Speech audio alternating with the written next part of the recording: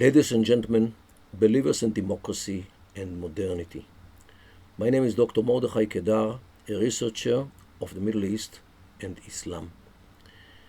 Israel is at war, a war between the Jewish state and the ISIS-like terrorists who believe that Jews should not have a state at all, should be subjugated to Islam, should be humiliated as it says in the Quran, and should pay the jizya, head tax. According to their belief, if Jews dare to establish a state, even on their forefathers' land, they should be exterminated. On October 7th, in the early morning, Hamas attacked thousands of Israelis for no reason. They murdered, raped, tortured, and mutilated children in front of their parents, and parents in front of their children, and then shot them.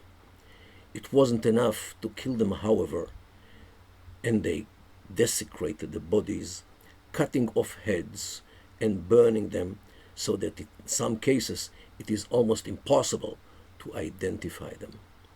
Many of them filmed these barbaric acts and uploaded them to their social media. Many Gazans followed the armed terrorists into Israeli territory in order to gloat, kill, and loot. Others in Gaza went out to the streets and distributed sweets in celebration of this grand victory over the Jews.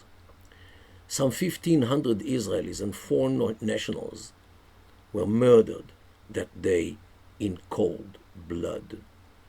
Entire families were wiped out, and people who came to enjoy themselves at the music festival fell victim to hatred towards anything Western. Statistically, 1,500 Israelis can be compared in number to 45,000 Americans, 15 times the amount of those who were murdered on September 11th, 2001.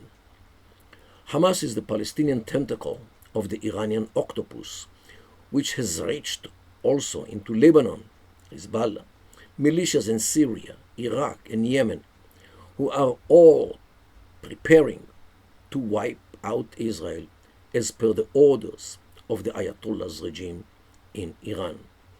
Israel's struggle for survival is not only for Israel. If the jihadists succeed to destroy Israel, Europe will be the next, and the Atlantic Ocean is not wide enough to keep America safe from this evil. This is a war between good and against evil, civilization against savagery, normalcy against barbarism. It is a struggle between Western culture and the jihadists led by Iran, who want to destroy it. Just imagine how the world will look like if Iran succeeds to acquire the doomsday weapon. Your support of Israel will save you from this jihadist campaign against Western values and culture. Don't stand idly by. Thank you so much.